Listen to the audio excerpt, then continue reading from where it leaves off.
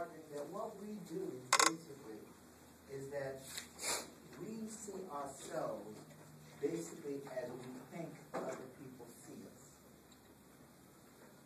We see ourselves basically as we think other people see us. Notice he didn't say it as we know other people see us. It's how we think other people see us. Okay? And he calls that, he says that's like when you talk to other people, it's almost like you're looking in a mirror, because you're picking up what we call their vibes. Okay? All right.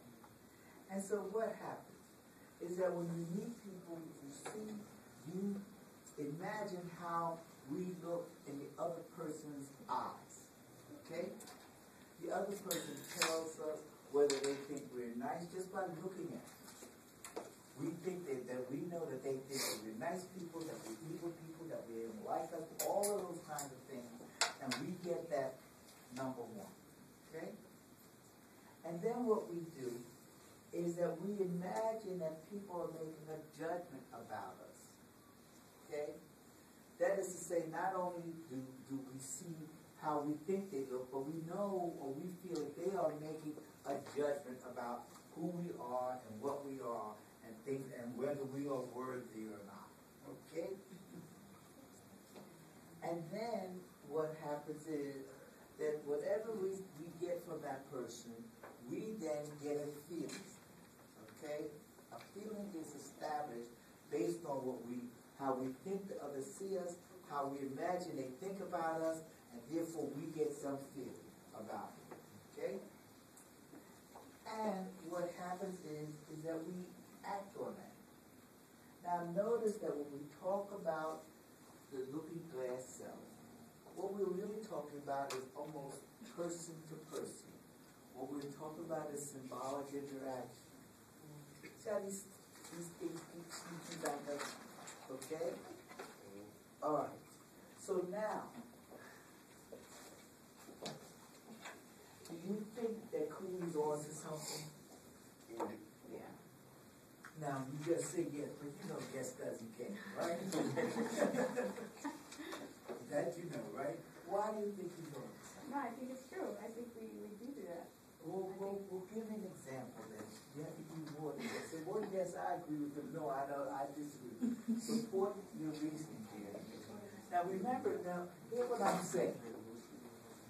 Here, notice that it's not important whether it's right or wrong. Notice I never said, yes, you're right, yes, you're right. I don't care about that. What I want you to do is support what you're saying. Yes is not an answer. You hear me? Take it back. No. Yes is not an answer. Please support it. Why do you say this? Well, again, just for instance, if we have to make a presentation in front of the class, we're thinking of judgment, we're thinking of how we're speaking, what are the classmates thinking of you, and then you either become nervous or confident or... Well, notice how we put this into play. I think that if you sit down and if you decide, like, I'm a sociologist, I'm a psychologist, I'm a social worker, I'm a nurse, I'm a this. Okay? Notice, the one thing they tell you to do is to go in and when you meet the person, you're supposed to take in what they call a non-judgmental attitude. You know? What do you think they're talking about? What they're saying is try not to reflect what you think about the person. Because Cooley might operate. Okay? If you're a teacher, okay, notice that the kids almost automatically say, the teacher likes this person, doesn't like that, but they pick it up. And when the person feels that they are disfavored, they will act disfavored. Yes. Another scenario would be of like, so you have someone that always answers questions in the class. Everyone might perceive that that he's very knowledgeable, and if he continue to answer questions and no one else answers questions, that he started feeling himself and that he thinks that everyone around thinks that he has an answer all the time. Yes, but notice too, now just the other side of it. Sometimes what happens is that that the person that asked the question turns out that they are, in some respects, annoying the rest of the class. Because the class doesn't like the kinds of questions that the person asks. Yeah, that's true. So. You understand what I'm saying? So we don't know what the end result's going to be. Okay? And then, so we have to weigh that. But what they're saying is that there may be something to be said about the fact that when you meet people, and they give you examples where you might meet a person, and if you're talking to your friends, they see one kind of you. Your parents see another type of you. Okay? Because you know that your parents have certain expectations of the way you're supposed to be. Yes. I definitely thought about it. I talked to this guy. He was a chaplain before. He was explaining to people. He said to my kids, I'm his father, to my wife and my husband, and to people at church, I'm a chaplain, something like that. That's right. Those are the different roles that people play. Okay? And you act differently within those roles. Okay? And the people that you meet perceive you from that. And you know that they have different expectations. You know that your children do not expect you to be their best friend. Okay? Especially when they're 10 years old. Okay? You could be a good friend to them, but first of all, you are a parent. And so when they see you, the first thing they have to see is parent. Then they see friend. But they should see parent first. Okay? Now, so anyway, what happens is that notice that this is a reflection. And that's why they tell you, even when you're working with people who have emotional problems or they have delinquency type problems, that you try to make sure that they see you, that you don't see them as the problem. What you see as the problem is their action. You see the action that they're doing, not the person as the problem. Now, next to that, okay, we have moved from there to move to needs, I, and me. Okay? Now, when we talk about I and me, okay, what is me talking about? Anybody got an idea? But this seems to be confusing. I don't know whether it's confusing or not. But what does me mean? Because he was another sociologist that says that, look, what happens is that there's such a thing as an I and me. Okay? And notice that he calls it, they start by saying the spontaneity versus social norms. Spontaneity, like I, versus social norms, which is me. Spontaneity is I, social norms is me. Okay? Now, I is the part of the self that is spontaneous, impulsive, creative, and unpredictable. Me is the sense of self that has been learned from interacting with others. And then he goes so far as to say that socialization involves learning to balance the I and the me. Okay? Now, you get this in your other courses, so to speak. You talk equilibrium. You talk about the ego and superego in some of your courses. And they start telling you that what you're trying to do is balance the ego and the superego. Right? Mm-hmm. You see how it all comes together? Like the 18 plans, they always come together. Okay? Alright, you got it? So, now when we talk about the I, we talk about balancing it. What do we say? What I think the book is arguing. Okay. What the book seems to be arguing is that, look, the I is the thing that does not think. Okay? You just act.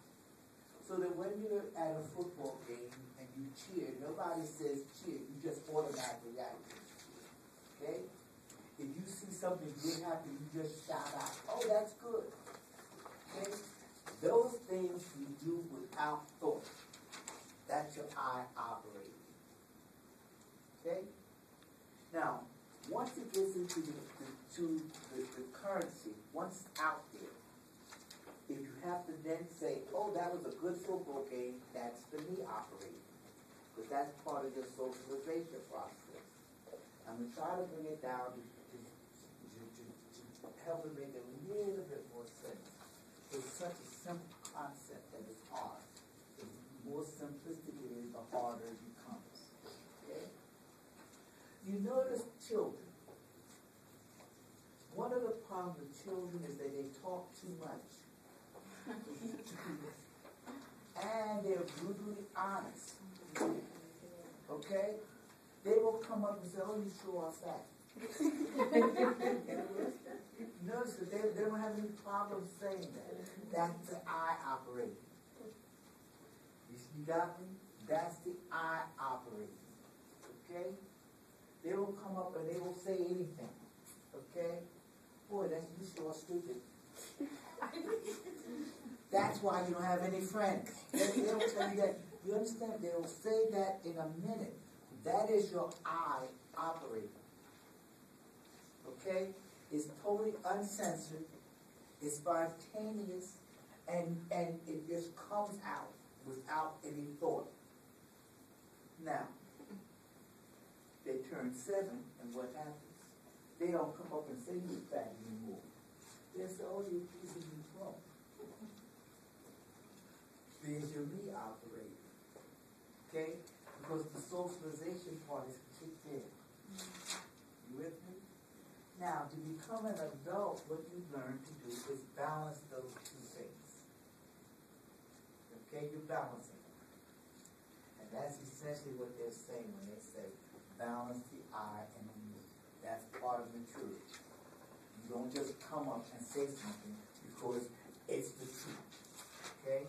And when you see adults who are brutally honest like that, you really don't like them. You don't. Do you understand what I'm saying? So that's what I think that we're talking about when we say balance the I and the me. That's what Cooley is saying. Okay? Now, so now I'm sorry, that's what me is saying. Correct me when I'm wrong. Okay? Now, so notice that we've got those two theories that you should, like, those two theories are going to follow you throughout sociology. Okay?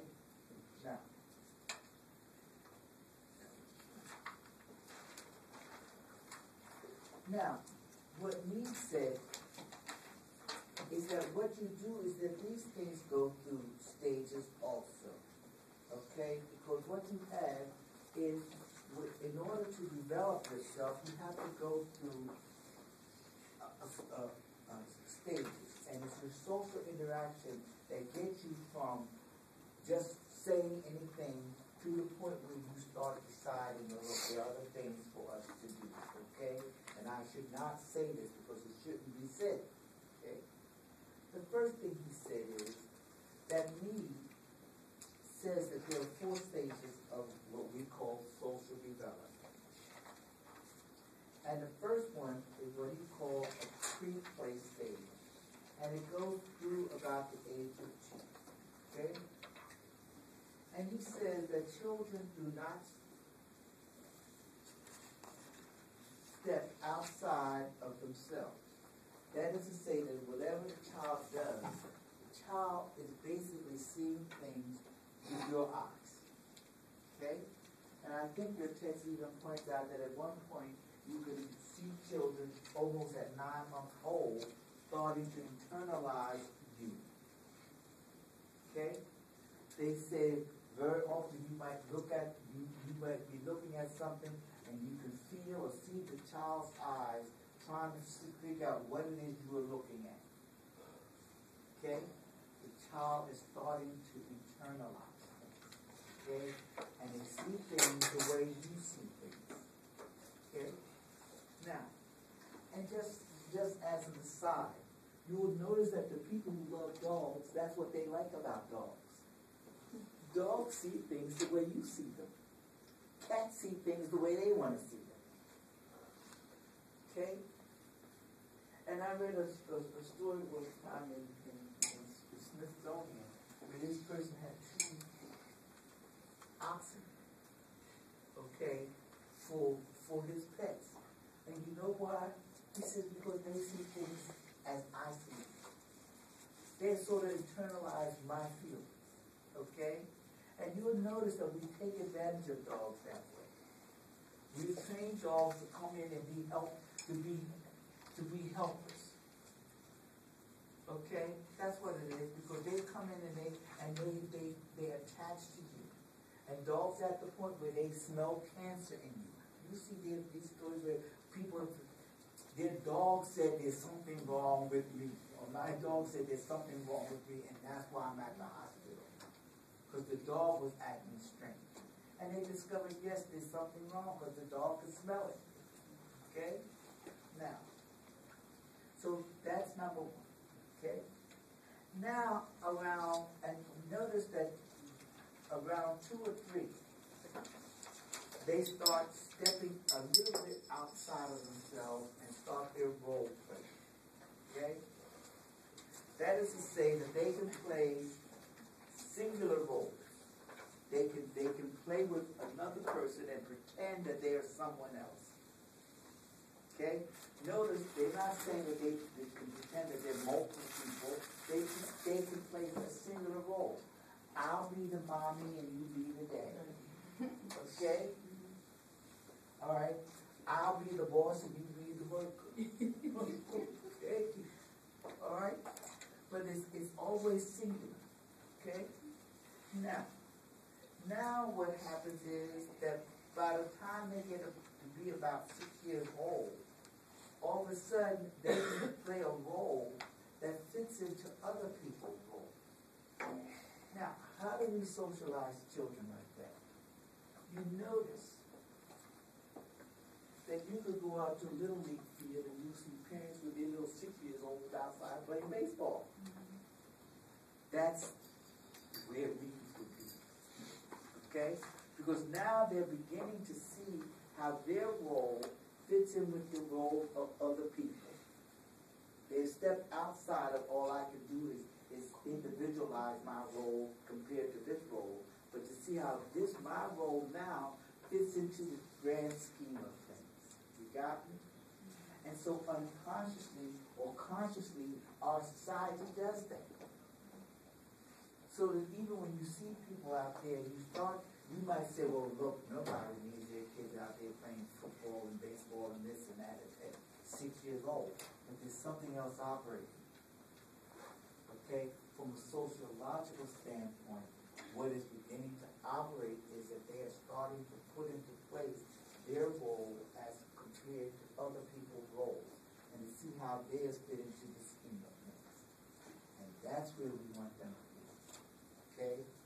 Because what happens is that once they start understanding the concept of team and team and role play, okay?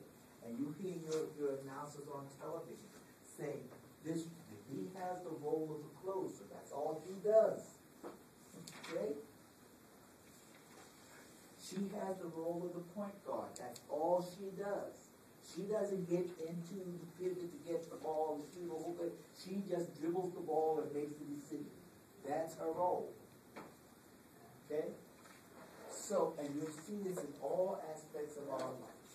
Right? Now, then what happens is that once you get that far, okay, you get to what we call the generalized other. Okay? And that is that by that time, the values and orientation of your overall community, rather than those of specific individuals, are sort of internalized. Okay? You begin to think about what's right or wrong or about what people think. Now,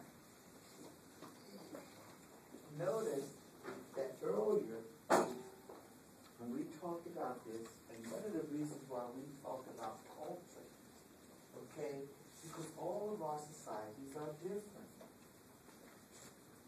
all just, and so what the generalized other is in culture one is not exactly the same as it is